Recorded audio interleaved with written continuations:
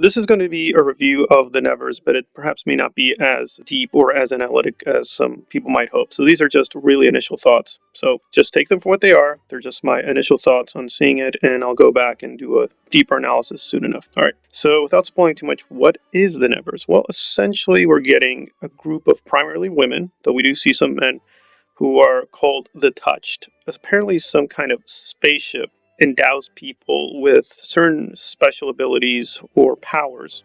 Most of the powers are very low level, although we could debate how low level. Right? They can project light, they have some healing powers, so on and so forth. The central protagonist is Amal, and we follow her and a companion called Penance, who's a female companion. And basically, together, they're trying to gather some of the touched who they feel are victims of society. And they seem to be gathering for some kind of confrontation. But again, remember, it's early on. We see some kind of organization that does not like the touched, but it's a little shadowy. We only see one kind of outright negative version of the touched. That's Malady, and we see her. But for the most part, we're still just getting a lot of setup. So we see Amal, and we see her being able to do a lot of kung fu fighting. She's very athletic. She's fighting several men in several action scenes, which are well done. The costumes and special effects are really, really good. There's also a really good, nice musical intro. But at this point, the judgment would be, well, is this a story worth going back to? Yes or no? I'd have to say at this point, not yet. There's enough here that's sort of fun and entertaining, at least for the beginning. But this is both a Whedon directed as well as a Whedon written episode, and it just kind of felt slightly above average. It's good. It's very interesting. We get a boatload of new characters and sort of the world. That's interesting because with Buffy and Angel, we just started with a very small group, and sort of the world was somewhat small with Sunnydale or even Angel's Los Angeles. Even with Firefly, which is a galaxy, we start a core group and start building upwards and outwards. Here we're given most of the world just right up front. So we're giving Amal, Penance, and their allies, and a kind of essentially the Watchers. We're getting kind of the equivalent of the Watchers, a kind of authoritarian male patriotic order, and they will presumably be the main antagonist, either allies or they're working against the touched and so on and so forth, or they're hunting down Malady.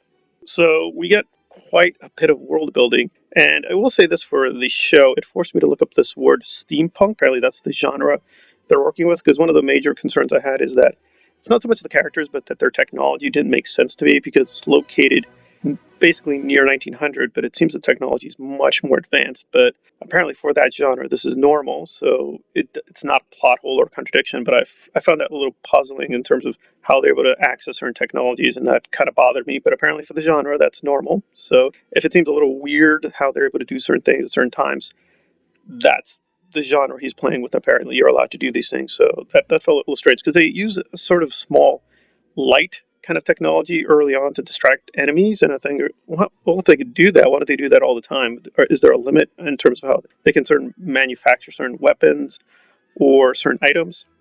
And Amal's powers seemed kind of strange to me. She can basically see small snippets of the future, but for a moment she's out of it. And I thought to myself, well, this doesn't make sense. If the central protagonist can be like stunned or dazed for even a minute or a couple of seconds, she could get hurt really badly. So it just seems, in terms of the story, it makes more sense for Penance to be the main protagonist and for Amal to be the assistant or helper. So there you go. I did like Penance a lot. She seemed to be very much like a kind of Willow character because she's basically the tech person and seemed very friendly and nice. But I'm not yet getting the vibes of Buffy or Angel, where we have kind of lead charismatic protagonist, and then we have these interesting friends and allies who gather around them, and we can move forward from that.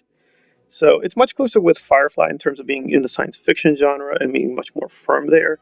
And it's obviously playing with several different other genres like the noir, romance, drama, and so on and so forth. And obviously this is the first episode. There's a lot of teasing, but usually Whedon's teasing is a lot more interesting or a lot more attractive. Here it just feels like a lot of plotting stuff, and we're just getting a lot of setups. And okay, they talk nice, they're well dressed, but it's unclear what's supposed to be driving the story. It just seems like, okay, they spent a lot on costumes, special effects, and the look is amazing, but Beyond that, I'm not clear why we should keep watching, but it's entertaining enough. I would recommend seeing it. I'm going to give it a score of a 7.0, maybe 7.25. I think it's fine for what it is, especially for a first episode, but it was a little disappointing given it's a Whedon episode all the way through. He wrote it and directed it, and I kind of expected a lot more, so there you have it. So this has been an initial review, non-spoiler, of The Nevers. Thanks for listening.